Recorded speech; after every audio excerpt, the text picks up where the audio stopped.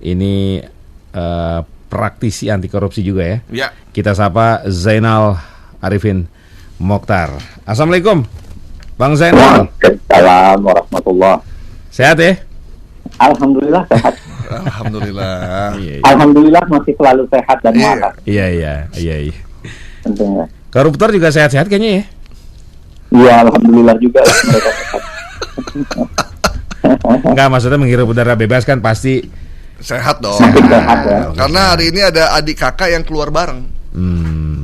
Iya. Ada juga jaksa yang dituntut Iya, tuntut 10 betul. tahun, dapat keringanan 5 tahun, 2020. Yang salah satu alasan keringanannya karena punya anak itu kan. Iya. Berarti Iya.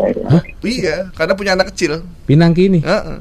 Oh. Diringankan 5 tahun, kemudian berbuat baik, sering nyapu, sering infak segala macam. Cuman setahun keluar.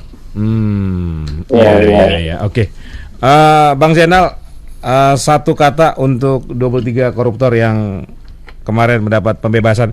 23 itu kemarin kan nggak semuanya pembebasan bersyarat, memang sudah ada yang bebas murni juga ya kalau nggak salah ya? Ya, kalau nggak salah begitu. Karena memang ada yang sudah pembebasan bersyarat, ada juga yang sudah menghabiskan kayak kalau nggak salah gitu. Iya. Oke. Menurut Anda, Bang Zainal? Iya, saya pikir beginilah ya. Memang harus kita akui rezim ini kan memang menganggap pemberantasan korupsi tidak penting lagi. Harus kita akui itu. Jadi pemberantasan korupsi bukan lagi idola untuk rezim ini ya. Saya kira kalau dibandingkan dengan sebelumnya, dulu ada PP 99 kan yang mempersulit napi korupsi untuk mendapatkan yang namanya remisi. Nah, dan PP itu kemudian sudah direvisi, sudah dihilangkan oleh rezim ini. Menghilangkan, dan itu membuat para koruptor sangat bisa rajin mendapatkan remisi. Yang kedua, selain memang rezimnya, saya kira selain memang rezimnya yang sudah tidak lagi terlalu mengidolakan ya atau mencintai pemberantasan korupsi, dan itu ya memang dari menghancurkan KPK juga kita tahu kan, KPK juga dirusak di rezim ini ada banyak sekali. Tetapi yang kedua yang saya kira menghadirkan alasan yang kurang masuk di akal gitu. Ya, misalnya mengatakan PP 99 itu harus direvisi, diperbaiki karena lapas penuh. Padahal kalau kita lacak penuhnya lapas, itu sebenarnya bukan karena kasus korupsi sebenarnya. Ya, kasusnya yang banyak itu adalah narkoba. Kasusnya yang banyak itu adalah kasus-kasus lain. Yang saya kira sangat mungkin diubah perspektifnya saja itu bisa menyelesaikan masalah. Misalnya yang ramai dibicarakan orang tidak perlu memenjarakan pengguna narkoba, harusnya pemakainya jangan, harusnya pengedarnya yang dikejar dan dipenjarakan. Kalau pemakainya direhab ya? Iya, logika itu kan, kalau logika itu dilakukan, saya kira lapas cepat menurun. Ya, dan kasus korupsi kan tidak seramai itu, tidak sebanyak. Kalau misalnya lapas kita dikatakan penuh, overcrowded, melebihi berapa ratus % dari kapasitasnya, saya kira bukan karena napi korupsi. Karena napi korupsi berapa jumlah kasus korupsi? Tidak banyak, paling 3.000-an seingat saya. Nggak banyak kasus korupsi itu. Yang ketiga, saya kira memang selain paradigma negara yang sudah tidak mencintai pemberantasan korupsi, lalu kemudian problem itu sendiri, penggunaan alasan yang tidak masuk di akal. Saya kira yang ketiga memang karena kita termasuk negara yang cukup banyak menyediakan faktor remisi ya, atau pengurang hukuman. Nah, kalau kita baca itu banyak sekali jenisnya. Kan. Jadi mulai dari 17-an 17 perayaan negara, agama, besar agama, hari keagamaan, banyak sekali tuh. Kita pernah riset dengan teman-teman Pusat Kajian Anti Korupsi untuk melihat jaksa Urip Trigunawan. Ya, oke. Ya, yang dulu dihukum 20 tahun itu. kalau dia mendapatkan semua jenis remisi jadi kan beda banget ya tipe koruptor. Koruptor itu kebanyakan korup, istilahnya beberapa teman-teman itu ya karena takut miskin kan. Ya. Jadi pengen banget kaya gitu. Ya. Oh, bukan takut Tuhan ya? Bukan takut Tuhan ya? Iya, pengen banget kaya kan. Makanya sebenarnya ketakutannya itu adalah miskin gitu. Makanya harusnya yang dilakukan itu adalah upaya untuk pemiskinan. Ya, menyita hartanya keras, menerapkan prinsip-prinsip misalnya illicit enrichment untuk tertentu dan lain-lain sebagainya. Jadi harusnya ketatkan tuh. Supaya mereka kemudian pencuciannya ya itu dengan itu. Baik. Bukan dengan disuruh ikrar setia, gampang sekali kalau dia ikrar setia. Bang Zainal, tadi Bang Zainal mengutarakan bahwa proses pemberian remisi itu tertutup begitu kan? Itu diskresi dari Menteri Hukum dan HAM bersama jajarannya. Artinya bisa jadi Pak Jokowi juga nggak tahu, ya kan? Sangat mungkin. Dalam hal tertentu kan ya tidak semua kemudian. Tapi kan orang taunya gini, wah di era Pak Jokowi nih remisi diobral gitu. Sebenarnya kata Pak Jokowi, satu-satunya relasi yang mungkin adalah presiden harusnya peka dengan yang beginian. Mantap. Harusnya sebagai seorang majikan terhadap pembantu yang namanya Menteri Hukum dan HAM harusnya ditegur dong. Ingatin lo, janganlah. Ya kan? Yang kedua harusnya dia tidak tanda tangan revisi PP 99 kan? Ini yang pintu masuknya di situ ya? Iya. Yang pintu masuknya gara-gara PP 99 direvisi. Ini dengan Jaksa Pinangki keluar dalam waktu 1,5 tahun ya? Itu harus kepeka atau kaget? Astagfirullahaladzim. Saya udah keluar. Saya cuma baca naudzubillah min dzalik aja. Subhanallah, la ilaha illallah. Enggak, Bang Zainal, sorry ya. Enggak, ini kira-kira ini sebagai orang awam aja ya. Logika hukumnya bisa diterima nggak? Misalnya Pinangki perasaan baru kemarin ditahan gitu, misalnya gitu ya. Kok tiba-tiba udah bebas gitu loh?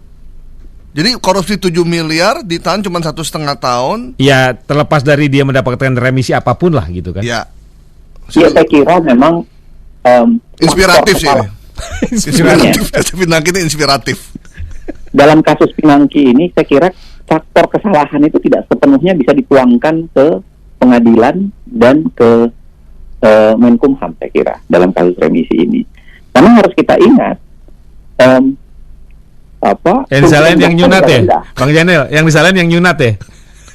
Enggak, tuntutan jaksanya juga rendah kan. 4 tahun kalau nggak salah ya.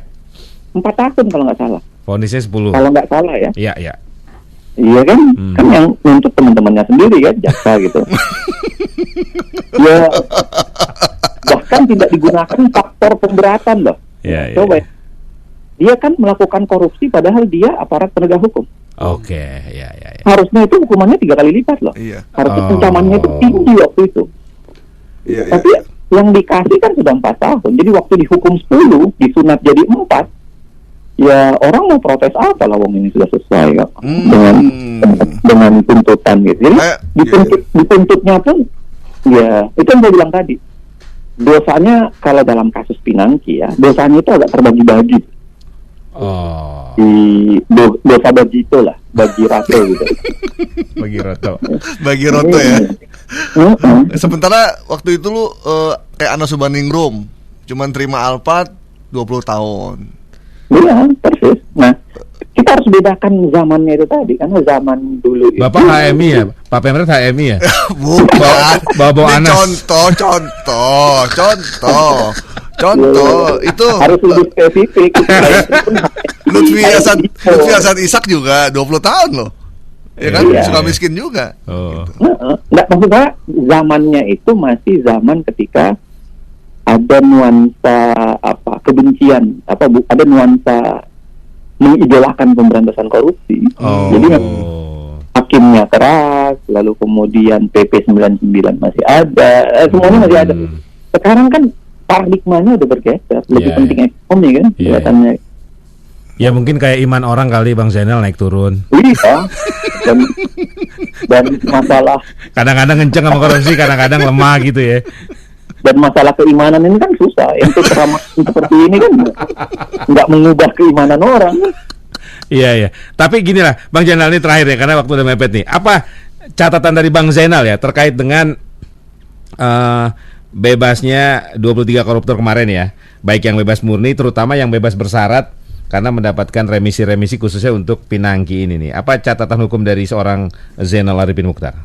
Ya saya kira begini ya, kita harus bicara soal hukuman terbaik untuk para koruptor itu adalah hukuman yang menjerakan. Dan kalau dapat begitu banyak privilege kayak begini, dan privilege-nya itu privilege yang legal, ya, yang ada aturan hukumnya, saya kira harapan kita hukuman yang menjerakan itu akan hilang. Ya, orang tidak menganggap korupsi ada monumen yang keras pemberantasan korupsi, tapi korupsi itu akan ditangani dengan biasa-biasa saja. Makanya orang kemudian rasa gerahnya barangkali akan hilang. Dan yang kedua, saya kira ini potret yang harusnya diingat bahwa rezim berikutnya, siapapun yang terpilih harus menjadi presiden, harus kita tagih keseriusannya untuk mengurus pemberantasan korupsi. Ya, siapa rezim berikutnya ini? Kita belum tahu ya 2024 siapa yang terpilih. Tapi saya kira harus ditagih keseriusannya dalam pemberantasan korupsi. Karena ya yang sekarang ini kelihatannya tidak terlalu serius dalam pemberantasan korupsi. Gitu. Oke. Catatannya tadi itu ya, harusnya kalau ada aparat hukum yang melanggar hukum itu harus ada pemberatan ya, Bang Zainal ya. Di undang-undang kan memang sudah begitu. Ya, artinya itu belum jalan kan ya? Tidak diterapkan di kasus-kasus. Hakim, jaksa, polisi jika melanggar hukum harus ada pemberatan itu ya untuk hukumannya ya. Ya, bukan justru mendapat privilege dalam tanda kutip ya, Bang Zainal ya. Iya. Oke, baik Bang Zainal Arifin Mokhtar, terima kasih sudah bersama 3J FM sore hari ini. Tetap semangat, sehat-sehat, jangan menyerah. Selamat pagi. UGM bangkit. Kembali ke semula aja. Oke, Bang Zainal, thank you ya. Salam sehat ya. Assalamualaikum. Selamat sore. Zainal Arifin Mokhtar dari UGM Yogyakarta. Apa dulu Pukat ya? Pukat. Pusat Kajian Anti Korupsi. Dulu ada ketuanya Mas Denny Indrayana. Oke. Gimana bro tadi kesimpulan ngobrol ya, ini cukup memberikan inilah oase lah bagi pendengar 3J juga yang mungkin kok bisa sih orang korupsi segitu gede cuma 1,5 tahun hukumannya. Paling ayam di rumah saya aja hukumannya